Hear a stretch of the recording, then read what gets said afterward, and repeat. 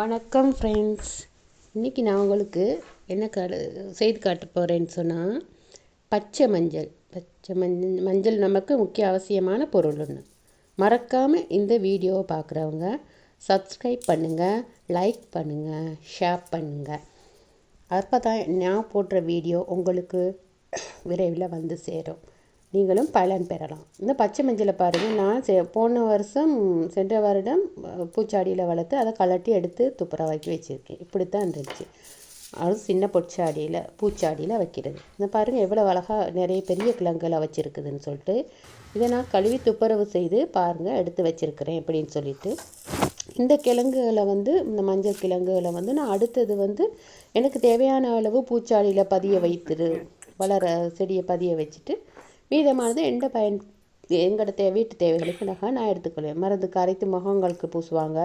அது போக இன்னும் தேவையான விஷயங்களுக்கு எடுத்துக்கொண்டு நான் மிச்சத்தை அவித்து காய வைத்து பவுடர் பண்ணி வச்சுக்கிறேன் சமையலுக்காக. இதுதான் எந்த வருடம் எந்த வளமையான வழக்கம் இதுதான். எனக்கு தேவையான அளவு இப்போ முளைக்க போடுறதுக்கு இந்த பாருங்கள், இந்த மாதிரியான கிழங்குகளை எனக்கு தேவையான அளவு தெரிவு செஞ்சு பூச்சாடியில் வச்சுக்கொள்வேன். வளர்த்து தண்ணியை ஊற்றி கணக்காக இந்த மாதிரியான கிழங்குகள் முளைக்கிறது இலகுவாக முளைக்கும். நல்ல பெரிய கிழங்காக இருந்துச்சுன்னா பெரிய செடியாக வளரும், நல்ல பலனையும் நாங்கள் பெறலாம். அதே நேரம் பூச்சாடியில் ஒரு சாடியை பொறுத்தளவு கிழங்கையும் வச்சு வைக்கணும். இந்த மாதிரியான கிழங்குகளை முளைக்க வச்சா நல்ல அழகாக செடி வளரும். அதுக்கு நாங்கள் பராமரிக்கிற முறையில் தான் இருக்குது. எந்த நேரம் காலை மாலை 2 வேளை நீர் ஊற்ற தேவையில்லை. ஒன்று காலையில் ஊற்றுற வளமாக வச்சுங்க, அல்லது இரவு மாலை நேரத்தில் வைத்துக்கொள்ளுங்கள்.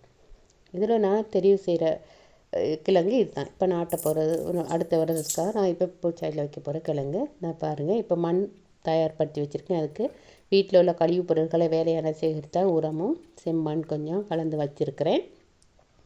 அதில் நான் இந்த கிழங்கு எடுத்து தெரிவு செஞ்ச கிழங்கு நாட்டை விதைக்க போகிற கிழங்கு எடுத்து இந்த மாதிரியே மண் துவாரத்தை விட்டு கொஞ்சம் லேசாக அதில் கிழங்கை வைத்து இந்த மாதிரி அந்த கிழங்கை பதிய வைத்து விட்டு உள்ளுக்க வச்சு சில துவாரமிட்டு வைத்து விட்டு லேசாக மண்ணை கொஞ்சம் போட்டு மூடி வச்சுட்டு மேலதிகமாக நாங்கள் அதுக்கு மேலே இன்னும் கொஞ்சம் வந்ததுக்கு அப்புறம் நாங்கள் மண் கொஞ்சம் போட்டு அதே மாதிரியான மண்ணும் உரமும் கலந்து அதோட மணல் கொஞ்சம் கலந்து போட்டு வச்சிட்டோம்னா செடி நன்றாக வருது. அடுத்த வருஷம் இதே நேரம் இப்போ ஜனவரிக்கு நாங்கள் கட்டினா அடுத்த வருஷம் இதே நேரம் இந்த மாதிரி வளர்ந்து வந்திருக்கும்.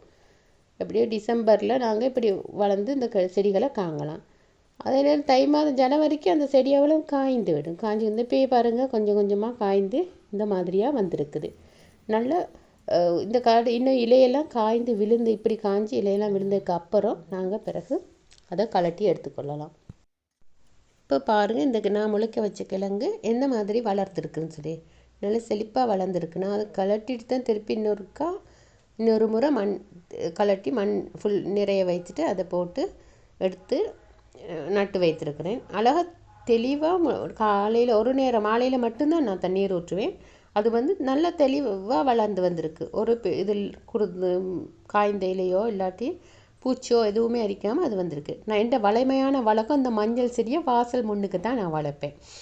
வாசல் முன்னுக்கே வளர்த்து அதை பார்த்துக்கொள்வேன். எதுனாலும் எலும்பினவுடனே அதில் கொஞ்சம் கண்ணை தட்டு பார்க்குறது எப்படி இருக்குதுன்னு சொல்லிட்டு அது இப்படி வளர்த்து வந்தோம்னா எங்களோட எந்த ஒரு பொருளுமே நாங்கள் கண் பார்வையில் எந்த நாளும் கண்காணித்தோம்னு சொன்னால் அது நல்லா செழிப்பமாக வளரக்கூடியதான் இயல்பே. அது நாங்கள் நாட்டிட்டு விட்டுட்டு பேசாமல் இருந்தோம்னா அது வளராது. அந்த மாதிரி நாங்கள் நல்லா எதையுமே கவனம் வைத்தோம்னு சொன்னால் அது தினம்தோறும் நாங்கள் அதை கவனிப்போம். பிள்ளைகளை போல் ஒரு செடியை வளர்த்தோம்னா அதை நாங்கள் ஒரு பிள்ளைகளை போல் வளர்த்து பாதுகாத்து வந்தோம்னா தான் அது நமக்கு சரியான பலனை தரும்.